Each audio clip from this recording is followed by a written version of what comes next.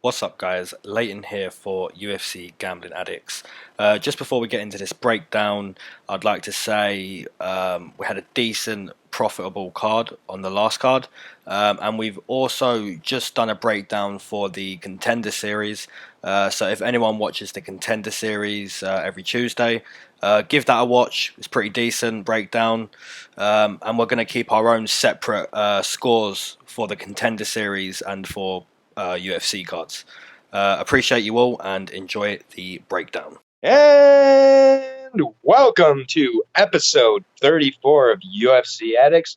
My name is Aaron, and as always, I'm here with my co-host Leyton, and we are here to break down the latest UFC card.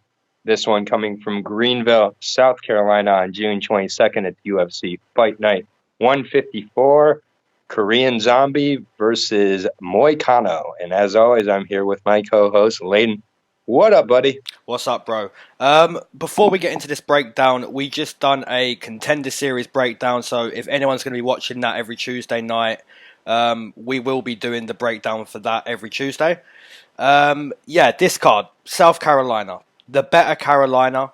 And I say that purely because my girlfriend sat beside me and she's from North Carolina and she's not too happy that I said that. But this is a decent card and we're going to jump straight into it with the first fight, which is Andre Ewell versus Anderson dos Santos. Do you want to take it away first or shall I? I can go ahead. And this is at 135, correct? Correct. Okay, and I will be breaking down Anderson Barberena dos Santos. This is his second fight now in the UFC. He went 0-1, and he faced Nad Nurmani in his first fight. He looked pretty good for the first two rounds, honestly. I believe it was on short notice, and it was at 145. Mm-hmm. So, and he did look a little outsized in that fight. And I think that was a big difference in him being able to implement a little more. His striking, not the best. What's gotten him to the dance is his submissions more. His 20 wins, 11 submissions. But his striking didn't look bad. It just didn't, I think, have enough power to get Nad to respect him and to get him to get the space he needed, maybe. So, Dos Santos, he has a win against Ricky Simón in 2016.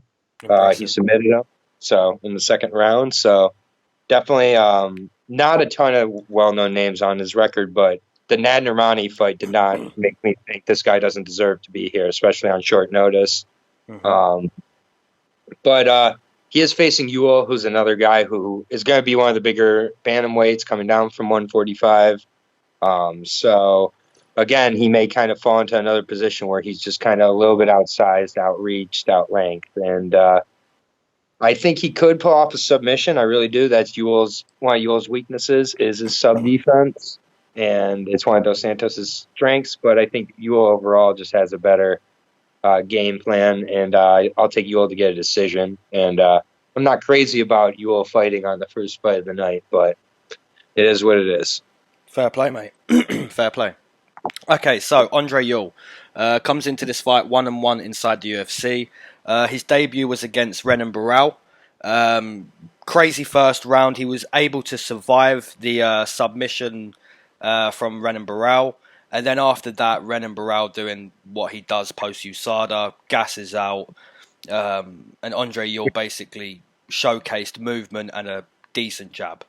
Would you say that was the last valuable Renan Barão win we'll see? Was probably that Andre Ewell fight, or do you think it was already kind of gone by that fight? I took Renan Barão in that fight, mate. So. Yeah, you did. And then I think you took Renan Barão after, and I took Luke Sanders in his next fight. Correct. Yeah. Correct. So, yeah, we're both pretty done with Renan Barão. I would take whoever he faces next. it would have to be Austin Arnett. So, yeah, Andre Ewell, second fight against a prospect, Nathaniel Wood. It didn't really happen for him. Nathaniel Wood just pressured a lot, and Ewell just crumbled, and I think he got subbed or pounded out. He got knocked down and then subbed. Yeah. So the worst of both worlds there. So in this fight, I feel Dos Santos would have to be the pressure fighter, put the pressure on Ewell the way Barão did round one and the way Nathaniel Wood did. but I don't see him doing that. I see Andre Ewell being able to move the way he did against Renan Barral and implement some nice stand-up. So I'll take a decision win for Andre Ewell. Okay, fair enough. Yeah, I think whoever is the guy with his, as is in a lot of fights, but I think this fight, whoever doesn't have their back on or against the cage the most, I think will end up winning. Yeah. I think that Dos Santos looked like a little more of a counter striker in his first fight, and so far Ewell's been a little bit of a counter striker in his fight. So someone's got to lead the dance here. We go to the odds, and pretty interesting. So Andre Ewell minus 293, almost 300. Which, Andre Ewell? Yes. Wow. It quickly shrunk. It's not minus. It's nearly a pick-up. Minus 125, minus 105. Yeah, that's where it should be. I think that he should be about minus 140 favorite for you all, to be honest. It's a tough fight. I mean, either guy could win realistically, but yeah, those odds are decent. Yeah, so definitely, I don't understand how it started at minus 300. That's just they tried to trick us there. Yeah, it didn't work. Did not work, but yeah, having you all at this price, I feel a little more confident betting in them. So, yeah, we start out with an agreement. Go ahead and lead us into a very interesting fight at middleweight. Nice. Okay, so we have Deron Winn versus Bruno Silva, and I'll be breaking down the newcomer, Bruno Silva. Deron Winn, newcomer as well. Bruno Silva comes into this fight 19-6 as a pro. He's coming off of 2 big wins in M1. He was a plus 530 underdog in his debut in M1. Got a TKO, and then he was a Alexander Shlemenko, right? Yep, and then he was a plus 475, and once again got a TKO. So he's making his debut off of 2 massive wins. I'd expect him to have the better striking. He's going to be taller and longer. But Deron Winn is a very, very good wrestler. I believe he trains at AKA. You'll let us know. Friends with like Habib and all of those guys. So this is striker versus grappler. Bruno Silva could win this debut. Deron Winn's gonna use his wrestling. Tough pick because both guys are debuting as well. But I'm gonna take Deron Winn. I think the wrestling's gonna be the difference. If Bruno Silva is able to stop the wrestling and strike, then maybe. But for the most part, I see Deron Winn being able to grapple and shoot for takedowns. So I'll take Deron Winn via TKO in round number 2. Fair enough. I will be breaking down mini Daniel Cormier, Deron Winn. He does fight out of AKA. He trains with Khabib, trains with Daniel, trains with that one guy, Cain Velasquez, when he's healthy, which is probably once a millennium. So doesn't really train with him, but maybe gets to talk to him when he's sitting on the sideline, not training. Sorry, that was unnecessary. All of that. It's probably true. Very hostile, though, towards him for no reason. Sorry about that, Cain. Anyways, back to Deron Winn. He is 5'7", been fighting at 205. So I think he, like Daniel Cormier, may be all about that cake and chicken a little bit too much. This is his debut at 185, and he should be probably fighting at 170 or 155 possibly. You look at guys like Davi Ramos, who he probably cuts from a similar weight as Deron Winn. But so that's one of the things, first off, that I'm kind of waiting to see is how he reacts to the weight cut. He's facing a very large 185er in Bruno Silva. Bruno Silva. And Bruno has made this cut before. The last 2 guys he's fought, nothing like Deron Winn. Nothing at all like Deron Winn. They were both pretty much exclusively strikers, and kind of Silva didn't really have to think about the grappling or wrestling aspect of the game. Here, that's all he's going to be thinking about the whole fight. I think the first round is Bruno's best chance. He's no joke in the first round, and I think that he can get the TKO in round 1, but I've got to go with the more likely scenario, which is that shorter wrestler, sometimes the reach disadvantage is not so much of a disadvantage in these wrestling exchanges. We've heard Cormier talk about this before. We've heard, I think, Paul Felder and a few other fighters recite about sometimes the reach disadvantage being an advantage, and particularly grappling occurrences. If Silva can keep him away, more power to him. I don't see that happening. I think Darren Winn does not get a TKO. I think this goes to a decision, but I think he wrestles him for 3 rounds. Tom Lawler, who he fought in his last fight, he did fight him at 205, but Tom Lawler is also a big 185er typically, so Winn got a feel for that. Winn's other 4 wins were by TKO, but they're against garbage. So, I mean, Bruno Silva is not that. So I'm really looking forward to this. It's a striker versus grappler, and 65-70% of the time I take the grappler. And Darren has a lot of credentials coming into this fight. I believe he was an All-American 3 to 4 years of wrestling. He obviously trains with AKA, and he's being 5-0 and making the UFC this quickly. It lets you know not everybody, besides women's fighters, but not everybody who's 5-0 gets into UFC. So I'm going to respect that, and there aren't any odds currently, but I would expect Winn to be 2-1, 3-1 favorite.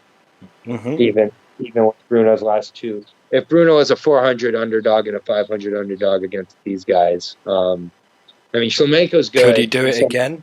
I mean, if he does that again, he's getting a pretty decent guy in his next fight and probably going to be an underdog again.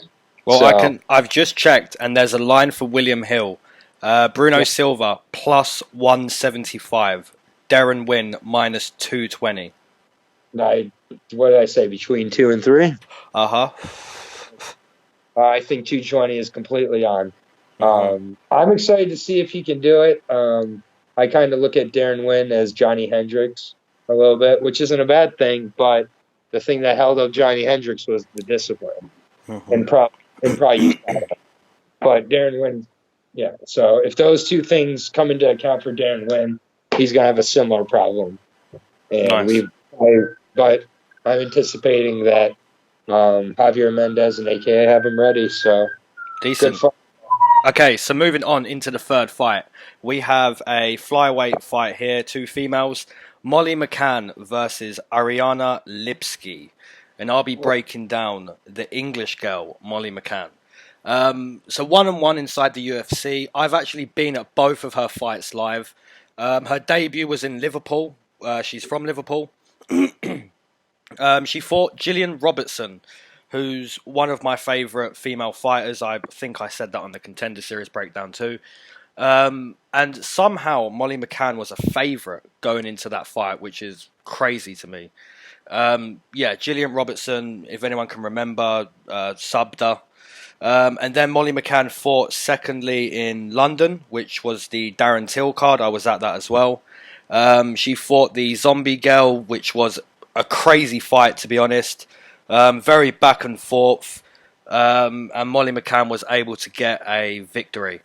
Looking at Lipski's debut too, I took Calderwood, and somehow Lipski was a crazy favourite for that. This is a very decent fight. I don't see Molly McCann being able to move the way Calderwood did, or even get the takedowns that Calderwood did. So I'm expecting Lipski to showcase her stand-up the way people expected in her debut. This is a much more appropriate fight to showcase that ability. So for those reasons, I'm going to take Lipski to get a win here. And I think it goes the distance. So I'll take Lipski via decision. Okay. Yeah, I was one of those people who took Lipski in her debut.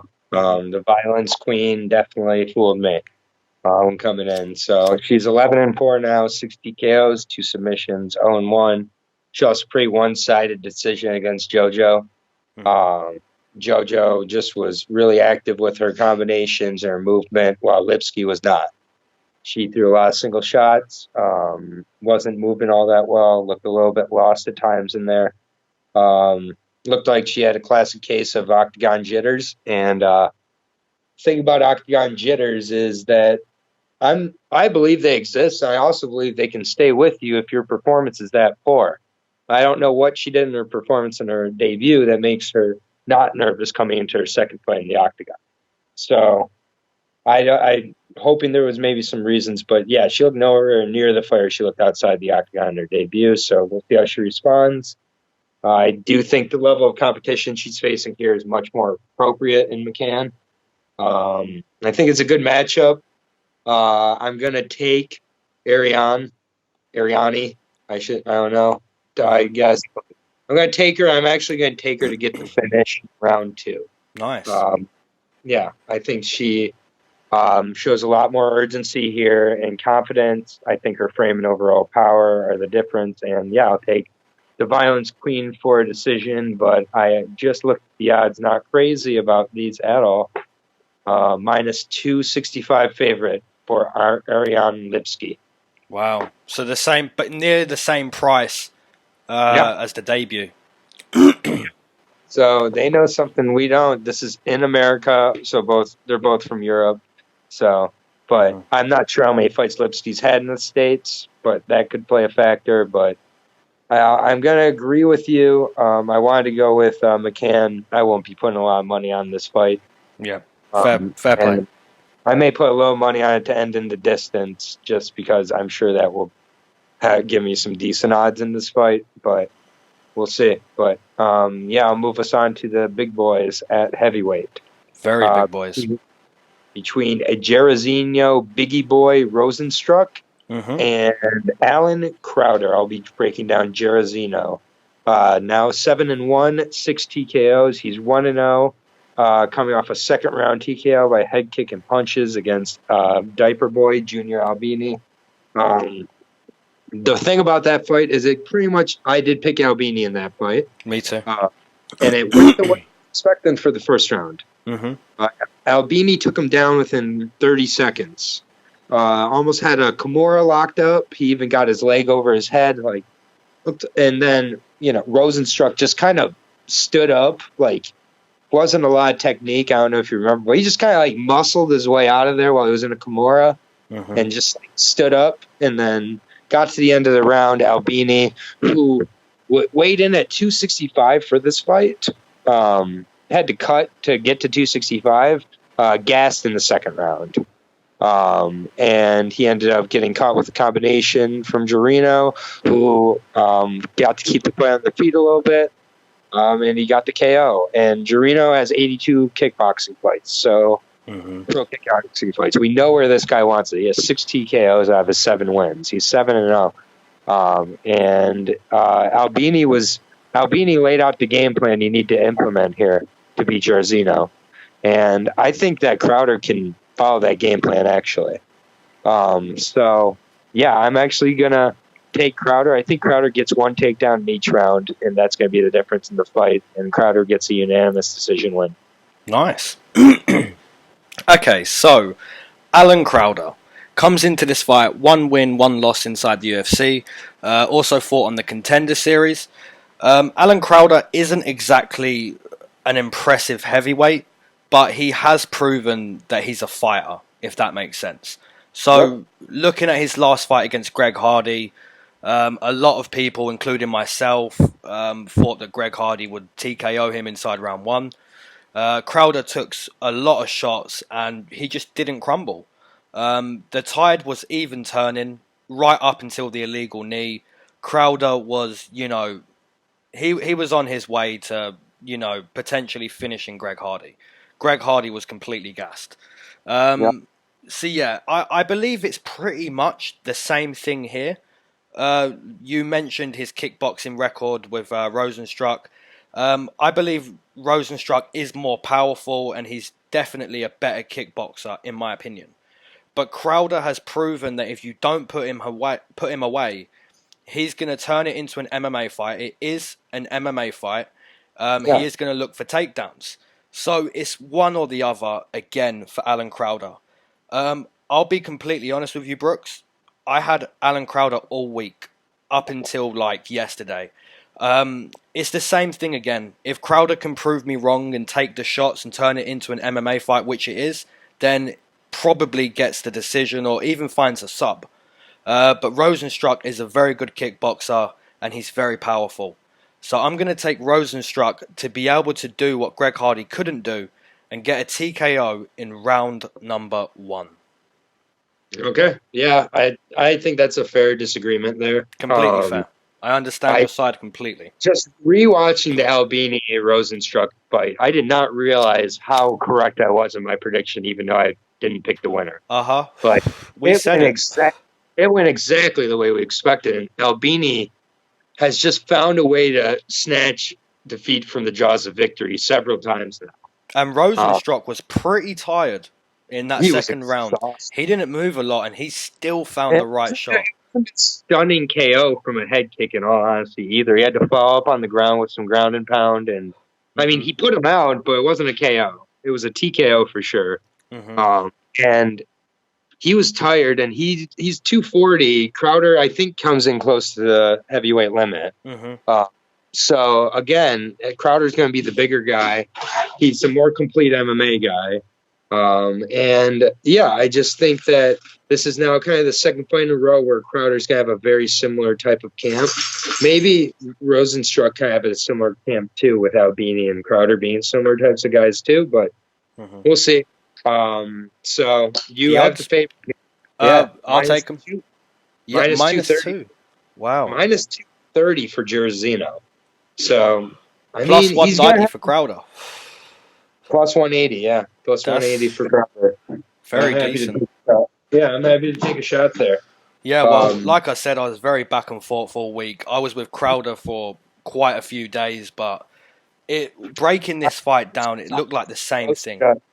Yeah, I wish those odds were a little closer. I think that's a little bit harsh, I guess, that the odds makers are looking at Crowder coming into it says 0-2. That's my only assumption. Yeah, they must have not thought he was on his way to a finish or winning that fight against Hardy. I did. I think there's a reason that Hardy ended up quitting or DQing himself. He was quitting. For sure. Okay, so moving on to the 5th fight of the night. Matt Wiman versus Luis Pena. And I'll be breaking down Pena. Comes into this fight, 1 win, 1 loss inside the UFC. Also fighting on The Ultimate Fighter. He debuted at 155 against Mike Trizano. And I'm just going to go on record and be completely honest, because we always are on this podcast. Yep. During round 1 of that fight, I turned... Okay, just bearing in mind, I smoke and I drink during the cards, yeah? I don't drink crazy. You know, me and you will take a shot every fight, like, you know. During round 1, I turned to my girlfriend and I said, we are potentially looking at Luis Pena going on to be being one of the greatest. And then I realized in round 2 and round 3 how many shots of JD I actually had. So, yeah. 13 points in a card if we're taking a shot or bite. Yeesh. Yeah. So, Luis Pena, he got leg kicked, brutalized by Mike Trizano. Even a split, which I had 2 rounds to Trizano. And then he went down to 145 where he got the win, but he looked like death. So now he's gone back to 155 and he's fighting a guy who's, been out for nearly 5 years now? Yep, just about. Yeah, so Pena's going to have a 5-inch height advantage and an 11-inch reach advantage. And if you remember one of Matt Wiman's last fights before this time off, he got brutalized by knees, elbows, and just anything that's just Tony Ferguson, like that can cut you up. He was brutalized by it. And that's Luis Pena's game on the feet. He's going to throw kicks, knees, and elbows, and I see him having a very good performance here. So I'll take Luis Pena via TKO in round number 1. Yeah, this is a weird fight. I don't get why Wiman is fighting here after 5 years. I don't get why he's fighting Luis Pena. I don't understand why he's still handsome Matt Wiman. But he's 35 years old now. Has not fought since he fought Isaac Valley Flag, who last was seen losing in bare knuckle fighting in November of 2014, where he did win a unanimous decision. So he's coming in on a win streak. He's 16-7 overall. 4 TKOs, 5 submissions. Since he's been out of the octagon, he's had a lot of odd jobs. You'll hear plenty about it leading into the octagon, I'm sure. They'll talk about how he was a bodyguard over in Asia, I believe in Dubai. Back in the day, he did fight kind of a who's who of 155ers. But when you look at that list now, most modern MMA fans won't even know who these people are, like Spencer the Kingfisher and Sam Stout and just, guys like that. Mac Danzig twice. Guys who were really decent at one point in the young days of the 155 division. Also, coincidentally, when BJ Penn was dominating it. Just saying. But whatever. I do think Wiman is crafty enough to win a decision here. But I think it just comes down to rhythm, and Pena is in one. Pena's going to have to frame here. More than 5 inches of reach advantage. 11. Yeah. I mean, he's just going to be – he has a reach advantage against most guys he faces. Wyman's a tough guy, but he's been out 5 years. I think that Pena – I almost think a finish is required here for me to be impressed by Pena. Mm-hmm. I agree. If he can't finish Wyman here, I just am wondering why this guy is here at this point and where he belongs, because he seems to just keep going from division to division here. And if his next fight isn't at 155 also, I'm really just confused. But I think if he can't finish Matt Wiman, he's going to be asking himself the same thing that you just said. What am I doing here and where do I belong? Yeah. So I'll totally agree with you. I also can understand what you were seeing in Pena. He got injured on the Ultimate Fighter, and then when he was able to fight on the finale, he seemed like that's the guy who actually was supposed to win the season, and now he's going to show what he can do. And unfortunately, he has shown what he can do, and not a whole lot so far. So I'm expecting an impressive performance here. So are the odds. They're at minus 380 for Pena. That's insane. So everyone is thinking Pena is going to have a great performance. Yeah, man, and I'm not going to be betting on that. I'll have it in 1. I'll be honest, man. Maybe I'll have it in 1. Maybe I'll just take Luis Pena TKO there. Yeah, last week I didn't do parlays. I had quite a bit of success. It's definitely a method I'm not going to advise to anybody else, but I'm going to use moving forward for a few more fights, see if it keeps working, because it worked last week. But yeah, we agree again here. So currently, we have 1 disagreement through 5 fights? 1 disagreement, yep. I predicted 4 before the podcast. You predict 5, so... Yep, we got another one coming here, so it's about to be 2. So I'll lead us in here. We have a fight at 145 between Kevin, the Angel of Death Aguilar, and Dan, no nickname Ige. Or is it Dynamite? No, I don't call him. Nah, it is Dynamite. Yeah, that's great. I'm not a Dan Ige fan. So, he hurt my boy Daniel Henry badly. Daniel Henry just woke up from that KO just now. Good morning, Daniel. Anyways, I will be breaking down Kevin, the Angel of Death Aguilar. The 30-year-old, 17-1, waited till his 16th fight to make the UFC. He was 15-1 when he made the UFC, which, if you've listened to this, you know I'm a fan of. There's a couple other things I'll mention that you'll also know I'm a fan of with Aguilar. So he has 10 TKOs, 2 submissions. He's 2-0. After his debut, he got a unanimous decision win over Rick Glenn. He definitely showed he belonged in the big show. He followed that up with another very good performance against Barzolo. Particularly the first 2 rounds, he was really looking strong, and his striking was looking sharp.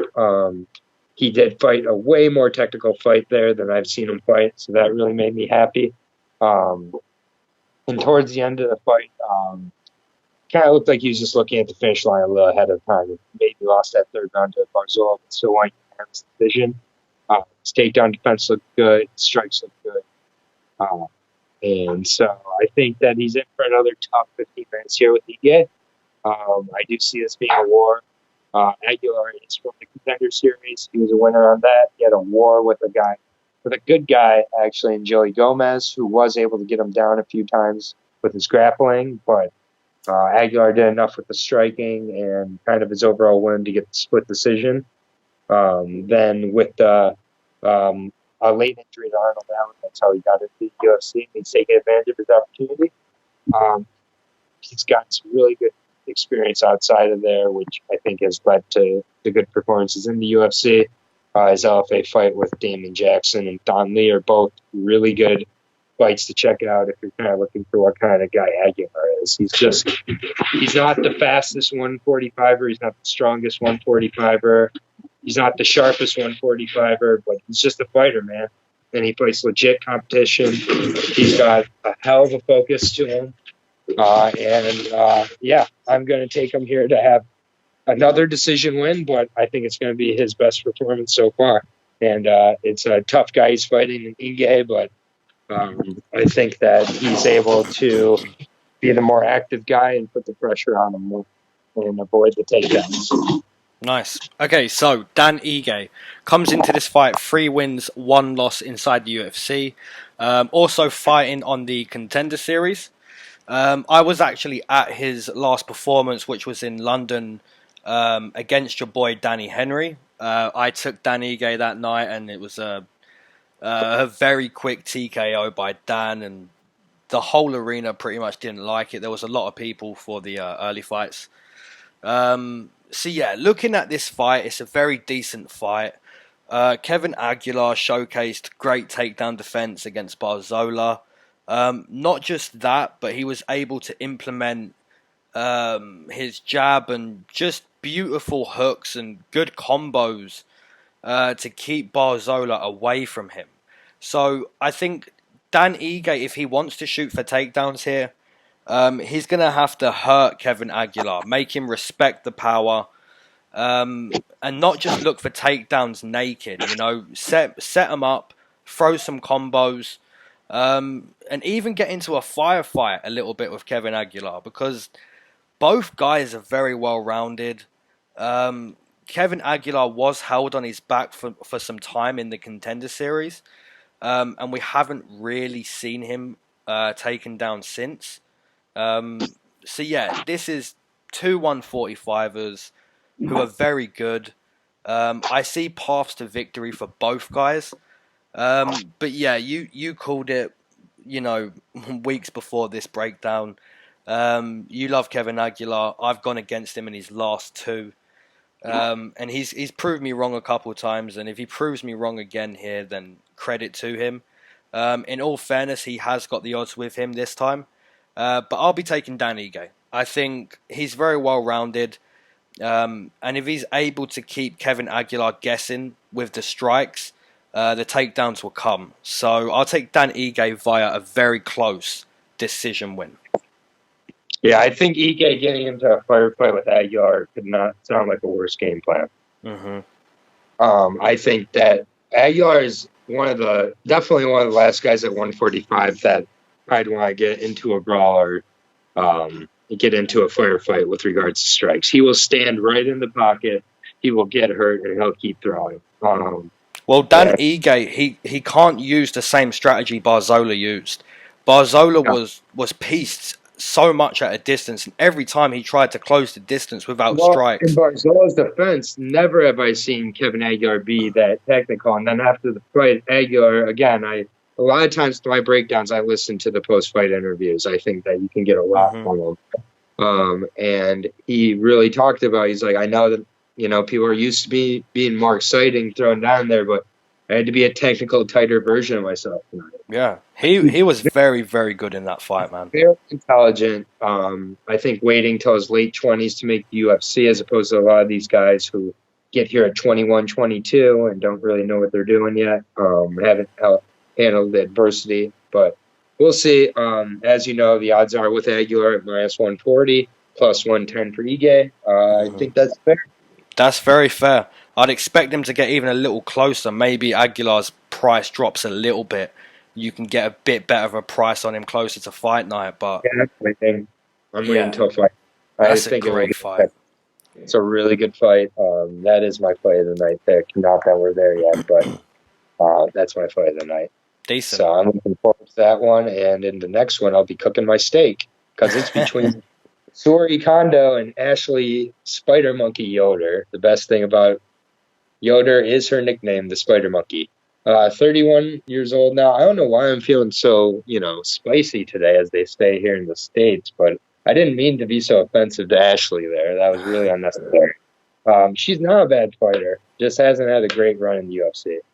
She's 6-4. She has 4 subs for her wins, and all 4 of her losses are by decision. She was on a 3-fight losing streak to Justine Kish, Angela Hill, and Mackenzie Dern, and I believe all of those were by split prior to her split win over Amanda Cooper. Wow. So this girl, she's scrappy. She will plan and throw her hooks on her feet, but she's looking to get down to the ground at some point. She's aggressive in her ground game.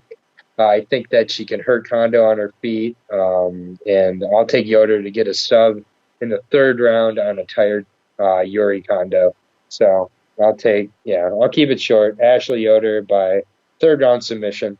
Nice. Okay, so Siri Kondo comes into this fight 1 win, 2 losses inside the UFC. She's a black belt in karate, which you wouldn't guess if you watched her fight. And I'm not trying to be disrespectful, but in all 3 of her UFC fights, there isn't really a round she's had where I've been quite impressed. And Ashley Yoder herself, you even said it, she's not impressive herself. So I would agree with you that this is the fight where you'd want to cook your steak. Now, talking about positives, I haven't really got many for Siri Kondo, I'll be honest. There isn't a round that has impressed me. No. Ashley Yoder, you look at the fight against Mackenzie Dern, she showcased really, really good takedown defense up against the fence. She showcased constant calf kicks for Mackenzie Dern. And she also showed that she had a powerful left hand. She hurt Mackenzie Dern in that fight. Now, she lost via split, but I'm pretty sure, thinking back to that fight, the odds were crazy for Mackenzie Dern. So to see Ashley Yoder perform like that, even though she lost, is quite pleasing, and that's the only real positive I can really bring to this fight for either girl.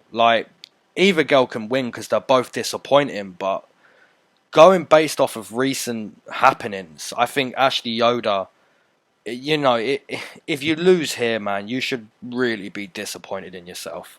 And I'm just trying to be respectful as well, but yeah, I'll take Ashley Yoder. You're confident in the sub. I'm not too confident in the sub, so I'll take a decision for Ashley Yoder.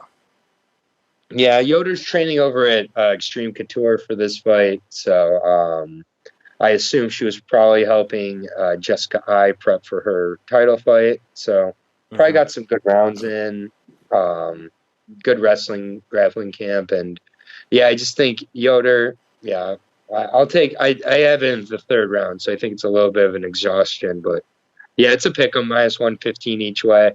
I'm kind of glad Yoder has that respectable of a price. I was expecting her to be a little more of a favorite, even though it's 1-3 versus 1-2. I get it. Yeah, it's disappointment versus disappointment. Who can be least disappointed? And sometimes you get a pick 'em as a result of that. So fair enough. But then sometimes it's you look at Frank Camacho and Nick Hein. That was a pick 'em from when it opened until the fight, and then you look at the performance and it's like, wow.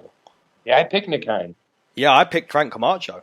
I can't believe I picked Nick Hein and was somewhat confident in that fight. That was one of those ones on paper. It's close, but in the octagon, not so much. Yeah, and it was again one of those with that, we won't go too much, but with Gustafsson and Smith, it was one of those where one guy was kind of checked out before the fight and did not realize how much he was checked out. But you want to lead us into the next one? Yeah, so hopefully with these odds being where they are, we both get the least disappointing fighter, but it's a who the hell knows fight. So yeah, this is no, that's not the start of the main card. The female fight was the start of the main card. Here we have dear Chirico versus Kevin Holland, and I'll be breaking down Kevin Holland. Here we go. Comes into this fight 2 wins, 1 loss inside the UFC. Also fought on the Contender Series. And if you've seen Kevin Holland fight, you basically know what he's about. He's a joker. He's the guy who asked Thiago Santos, "Why are you hitting me so hard?" when Thiago Santos was on top of him in full guard. So he's very cheesy. He'll joke around in fights, and he said that's pretty much how he stays non-nervous.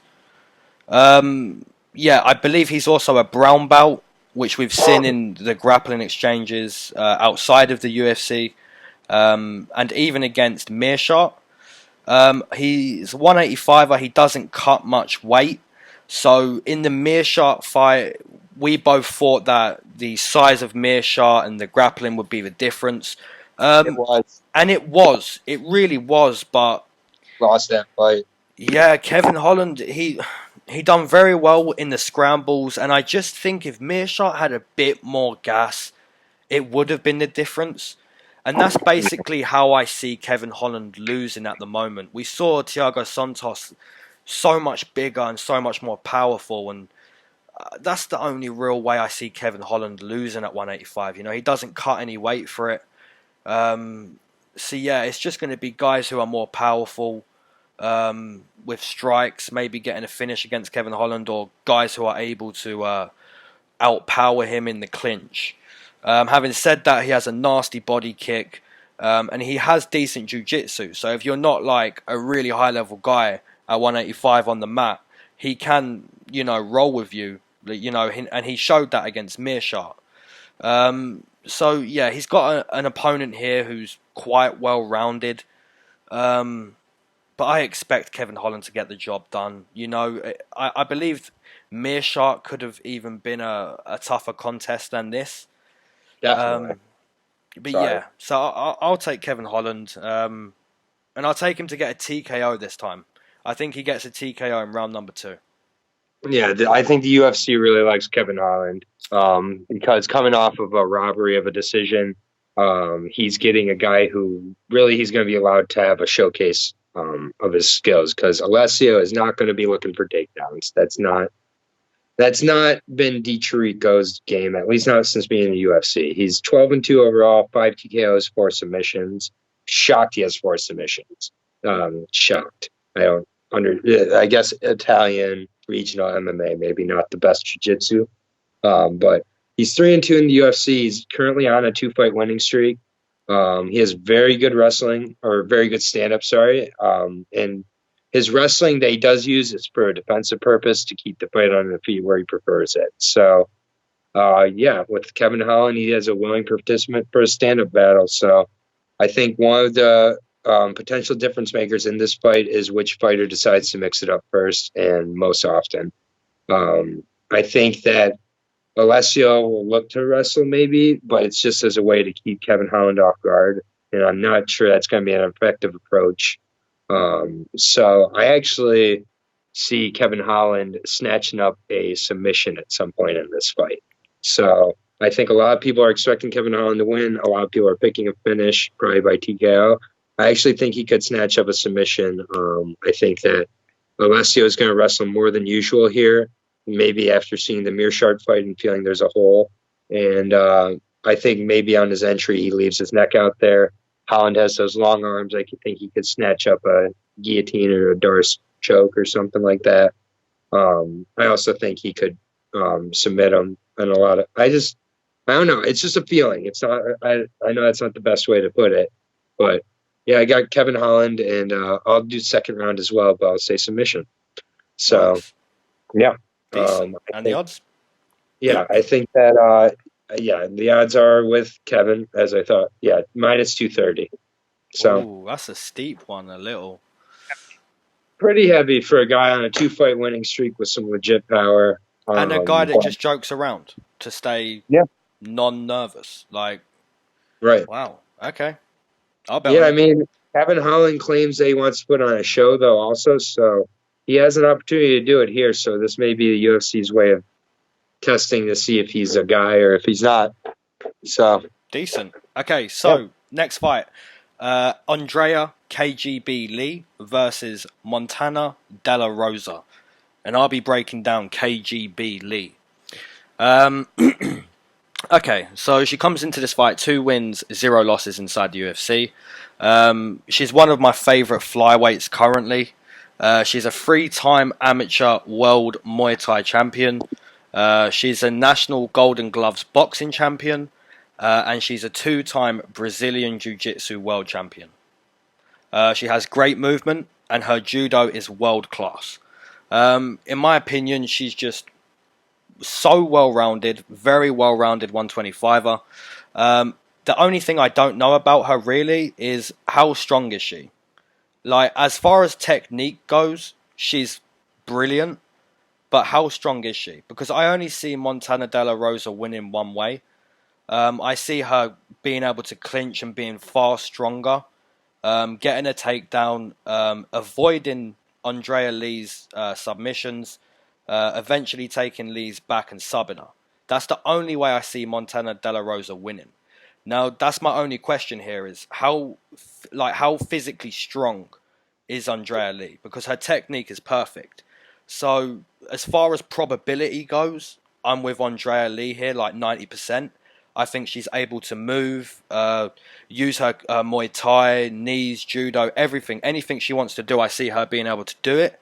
It's just a question of, is De La Rosa going to follow the game plan I anticipate her fighting? You know, and if she does and she's successful with it, fair enough.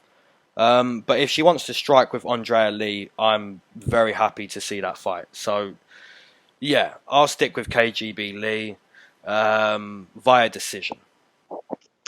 Well, that was a great breakdown. I literally have the same notes nearly for a lot of this, including the question of if KGB has the physical strength to keep her off her. Mm-hmm.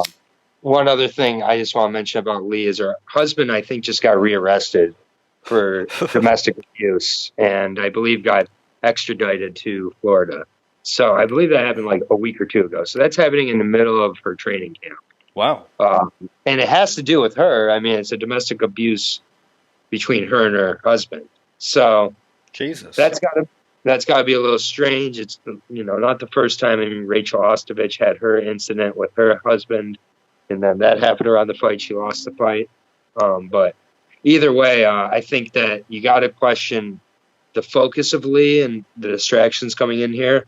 From South Carolina to Florida, that's a really close pipeline. So, you got to wonder if she's a little distracted. I don't know. It's just another factor to consider in this crazy sport. Mm-hmm. But Montana De La Rosa, 5'7", she's 24, has really looked pretty good in her last few fights. She's 10-4 overall, has 8 submissions, 3-1 in the UFC, currently on a 3-fight win streak, all of which coming by submission. So she had 2 arm bars and a rear naked choke in there. Uh-huh. So they came against Christina Marks, not a bad boxer, but not a great fighter. Rachel Ostovich, okay. And Nadia Kassim, yeah, who's also okay. But definitely Montana's sub game has been very legit. She's relied on it for all 3 of her finishes while building the other aspects of her game here. I think that she can't look for this to be a stand-up fight. I think that if she does that, she's going to be in some trouble. But I think if she looks to mix this up, looks to get this to the ground, I think she can finish Andrea. And 90% of the time, I do think that Andrea Lee wins, but I'm going, seems illogical. I'm going with the 10% here. I think Montana does get the submission, and I will take Montana to get the submission in round number 2. I think it's going to be a good first round. Montana maybe looks to get the fight down closer to the end of the round, maybe doesn't get the sub, and then the second round, I think she gets it. But I do very fair disagreement. Yeah, I think Andrea has way more ways to win, but I think the outside distractions with her husband, it's going to be a lot of the questions she gets leading into this card. And maybe that doesn't prove to be a distraction. Maybe that's irrelevant, but Montana's no joke. And at 24, she's getting better and better. So we're gonna find out how physically strong Andrea Lee is in this fight. So exactly. that's the one question we both have for Andrea Lee. And I've seen her first few fights in the octagon. She has had moments of looking a little bit out, out strength, out muscle. She doesn't look the strongest, man. But like I said, as far as technique goes, it's amazing. Yeah, if she's able to use that judo in the clinch, then But if she goes to the judo throw, a lot of times those judo throws allow, if the opponent's ready or training for it, to take the back. We've seen it with Zingano a couple times, and with other fights, that head arm throw often allows the opponent to get the hooks and get the back. And De La Rosa's long; she's 5'7". She's got some good length on her limbs here, and she's got legit finishing ability. So Andrea Lee's a step up. It's a step up in competition for both girls. Sorry to cut you off there, but I'm actually kind of looking forward to this female fight. Yeah, I am too. I'm glad I'm going to be making my stake during the opener of the main card in Kondo and Yoder. That's jokes. As if that's the opener. God, you gotta be kidding me. I guess they wanted to have a legit capper to the prelims with Aguilar and Ige, which is smart because that will be, people will be like, oh, maybe I should pay for ESPN Plus and watch the main card here. But if they were watching Kondo and Yoder to end the prelims, they'd be like, I think I'm all set on MMA for the night. That really is the only reason they are fighting at the beginning of the main card. You realize that, right? That's fucked. What were the odds for this fight? Sorry. The odds for this fight, Andrea Lee, minus 220. That's a little high for me. I'm thinking like minus 160, 170. Yeah, I love this price. Plus 170, meaning it's probably around 200 for the sub. That's totally fine with me. I understand why the odds opened where they should be. Minus 165, plus 130. Yeah. A lot of people on KGB then. Yeah, a lot of people. I mean, yeah, it shifted significantly towards her, but we'll see. That's a good and surprisingly relevant fight for a division that's slowly finding its footing at 125. So it's figuring it out slowly here. So it's better than the men's 125 at this point. So, nice. Okay, hit us off with fight 10. Yeah, we got fight number 10. This is at 170 between Brian Bam Bam Barberena, and he is facing Randy Brown. Yeah, sorry. I will be breaking down Brian Barberena, the 30-year-old out of MMA Lab. One of the camps I really particularly like that doesn't get as much talk with John Crouch and Benson Henderson, a few other guys out there in Phoenix. I like that place a lot. 14-6 overall, 10 TKOs, 2 submissions. Bam Bam is 5-4 in the UFC.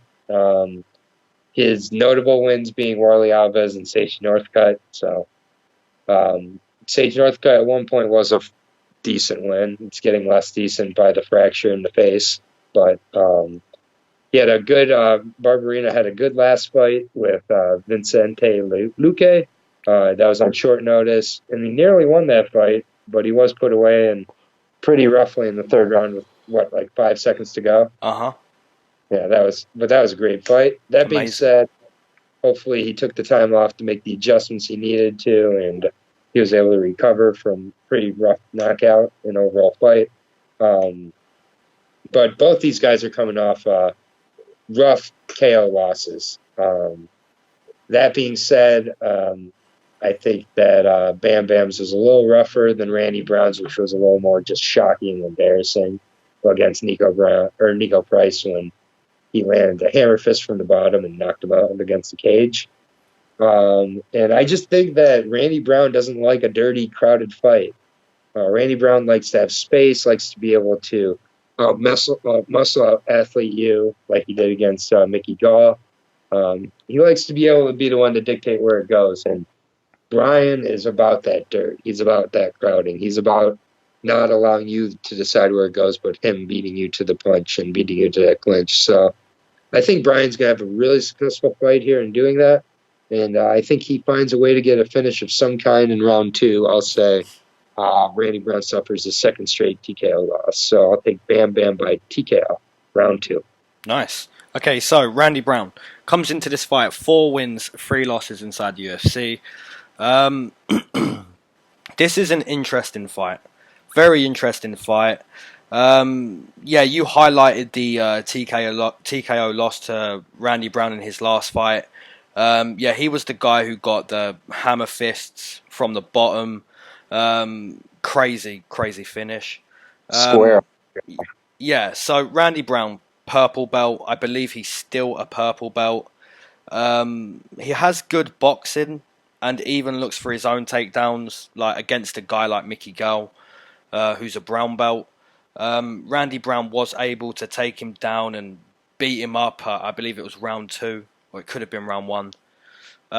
So yeah, Randy Brown, he's a good boxer. He has some power. But like you said, you know, Brian's going to come with volume. He's going to close the distance and he's going to fight in the phone booth. So it's, you know, Randy Brown could come with a decent game plan and get a decision win here. I really believe he can do that. But Brian Barberena is going to look to make it a dirty fight, just like his last fight. And he could get a TKO finish. Now, you know, it's a really tough call. It's a really tough pick to make because like I said, I think Randy Brown can come with a decent game plan. He's a good boxer, and if he's able to keep his distance and then implement takedowns in round 2, he really could just find a way to nick a decision. So I'm gonna bank on that here. I think Randy Brown is able to come with a decent game plan and steal a decision against Brian Barberena. So I'll take Randy Brown via decision, and most likely a very close one. Yeah, this is one of my more confident picks in Barberena on this card, actually. I feel like this matchup is not at all the kind of guy Randy Brown likes to face. Fair play. Who's the odds with? I'm assuming... the odds are with Barberena minus 265. Whew. What's Randy Brown? Plus 205 for Randy. You got your plus 200 there. But what are the chances Andrea Lee and Barberena both win? One of those dogs have got to come in. I'm going to call it right now. Yeah, well, it looks like we'll be even on the disagreements for those 2 fights then. Maybe. What does that give us? Three disagreements so far this fight? That gives us 4 disagreements. 4, okay, and yeah. So we're at your limit now with 2 fights to go here, and I said 5. So stay tuned for these last 2 fights if you were thinking about turning off this podcast, guys. Yeah, let's do it. Hit me with the co-main. The co-main event of the evening is a good one. It's at 135 between John Hands of Stone Lineker and Rob Font. I will be breaking down John Lineker, the 31-9 Brazilian. Is 14 TKOs and 4 subs. He's fighting out of ATT now. He's 12-4 in the UFC. He's got wins over Kelleher and Chito Vera in his last 2 prior to a close split decision loss against Corey Sandhagen. He also has wins. Yeah, you did call it. It was a split. It was super close. I picked Lineker in that one, so good for you. But I think if they fought again, the result would possibly be the opposite. That was a close fight. Lineker has wins over John Dodson, McDonald. He's already beat Rob Font once. So, you know, one of the things he really struggled with Sandhagen was getting past that frame and maintaining octagon control. Sandhagen was moving slick. He was really using his length well. Lineker, since moving to 135, is just banged. He definitely seems to have solved that cardio issue with the extra 10 pounds, not needing to cut it. He's carried the power up throughout the fight. He's pulled out a 3rd-round TKO. I think this is a good fight, but I don't think Font will have the stand-up needed to maintain the distance and have Lineker respect him. And I think Lineker catches him with those hooks on the way to a 2nd-round KO. Nice. Okay, so Rob Font comes into this fight 6 wins, 3 losses inside the UFC. Like you said, one of those losses came to John Lineker, so this is a rematch. I think Rob Font has better boxing than John Lineker. but I think John Lineker is way more powerful. And if he's able to close the distance and start ripping to your body, he's able to really slow you down and eventually find some sort of vicious knockout. And you basically saw that against Brian Kelleher, where he was ripping to the body so much, and eventually found a hook finish, and it was just vicious. I did call the Corey Sandhagen against John Lineker. That was frame-wise, that was basically a featherweight versus a flyweight, and we really saw that. Like the Dominic Cruz style of Corey Sandhagen was so beautiful to watch, and I'm really looking forward to seeing it. Has 4 inches on Darren Winn. Just to think, put that in your head. Yeah, and we, like I said at the start of this breakdown, we've done the Contender Series breakdown, and Bill Algeo, who's fighting on the Contender Series, reminds me a lot of Corey Sandhagen. So I'm a little bit scared that I've picked against Bill Algeo. But back to this fight. Rob Font's the better boxer in my opinion. John Lineker is the power puncher that if he can close the distance and make you fight his fight, he will finish you. It's a tough prediction, but I really like Rob Font from his last fight against Pettis. I thought his boxing and his ground and pound was really nice to watch that fight. He's seen the blueprint from Corey Sandhagen. You have to keep your distance against John Lineker and frustrate him. So you're gonna be right here.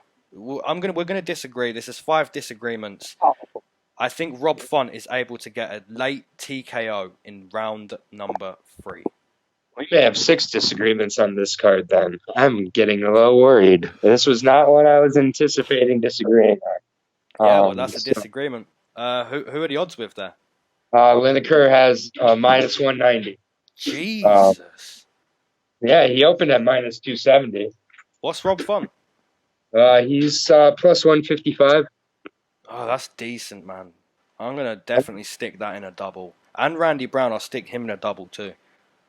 Okay. Well, fair enough. Fair enough. I have my underdogs on this card as well. Those are just not them. So, will we have another one? Yeah, I don't know. I don't know. I think we agree on the main event here, but we'll see. Okay. So go ahead and lead us in. I'll lead us in. Okay, so main event, Renato Moicano versus the Korean Zombie. Zombie. Sorry, I went back and watched some of his fights on Fight Pass like 2 hours ago, and that song is catchy. We're get flagged on YouTube by the Cranberries now. Okay, so Korean Zombie comes into this fight, 4 wins, 2 losses inside the UFC. He had that 3-year layoff where he went to serve the military in his country. Since returning, he TKO'd Dennis Bermudez. And then he had an amazing 5-round war with Yair Rodriguez. And I'm pretty much all listeners now remember that war. If you don't remember that war and you haven't seen that fight, I'm sure everyone who's like agreeing with me right now, like, wow, who hasn't seen that fight? Crazy war. Best finishes you'll ever see. Amazing. If you've got Fight Pass, please go watch Korean Zombie versus Yair Rodriguez. Please.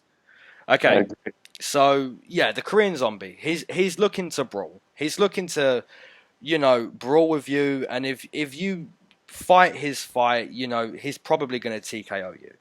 Now, Yair Rodriguez was able, for the most part of the fight, was able to not brawl too much and keep it technique for technique. It's fair to say maybe Korean Zombie was on his way for 3 rounds to 2, or maybe the other way around. Personally, I thought Yair Rodriguez was 3-2. You think the other. But either could be right. It was a crazy fight. Looking at Moicano against Jose Aldo, you predicted that one. You said Jose Aldo. I went back and watched that fight like 3 hours ago as well, and I have no clue why Renato Moicano is trying to be the counter fighter against Jose Aldo. You are not Conor McGregor. He got starstruck, man. Yeah, he just waited and waited and waited. He got starstruck. He was facing a Brazilian legend in Brazil, and he got starstruck. Literally. He wanted to be the counter fighter, and for me... I believe it's in Jose Aldo. Maybe for the first round it worked, but Jose Aldo was more than happy to just watch for 5 minutes, And in round 2, it was completely different. You know, he caught him to the head, the body, and just barrage of punches. Renato Moicano maybe has realized you're not that guy. I was in New York live for his fight against Calvin Kattar, where he absolutely brutalized the leg of Calvin Kattar. Now, He's such a Cater is now, man. yeah, and you look at the Aldo fight. I'm pretty sure I counted 2 calf kicks, like Yeah. 2 calf kicks, and you want to counter? Just be the guy that you are, and you know if I see you looking to be cautious or even wait with the Korean Zombie, soon he's going to figure you out, and it's going to look like Jose Aldo. But yeah, for the most part, I feel Renato Moicano knows who he is now. Hopefully, you know, looks to implement those calf kicks because they were so beautiful against Calvin Kattar. And if he's able to just fight a similar fight to Yair Rodriguez, where he's not looking to brawl and he's just looking to get in and out, and you know, 10 minutes go by and you're kind of thinking, what is the Korean Zombie doing? You know, if he's kept at a distance and just kicked, and that kind of fight, it's kind of boring, but after 2 rounds, it looks a little bit like Smith and Gustafsson, maybe, where, you know, Anthony Smith made sure that after those rounds, he went back to his corner knowing that he landed more, wasn't hurt at any time. But the conditioning was always a question with Moicano as well, which he shot in the 3rd round against Brian Ortega. And got subbed. So this is a 5-round fight again. So if he doesn't finish, maybe he gets himself finished later on in the fight. It's a really, really good main event. But I'm going to stick with the Brazilian here. I'm going to take Renato Moicano to land those calf kicks and get a finish in the 3rd round. Okay. Fair enough. Yeah, you sounded like you were talking yourself out picking Moicano there. It's a real tough one. Super tough fight.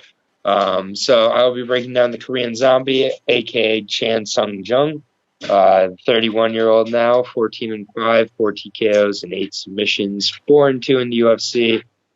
He hadn't fought since 2017, February 2017, with the KO of Bermudez. Then he got injured, and then he had that 5-round war against Yair, where he got the reverse back elbow landed on him. Amongst Korean Zombie's wins, he has a win over Poirier. He has a win over Hominick, who was definitely a good guy back in the day at 145. Mark Hominick, that is. His loss to Aldo was his first TKO loss, and that was in 2013. Then he had the military service, but yeah, he's fought a decent amount of guys. I think.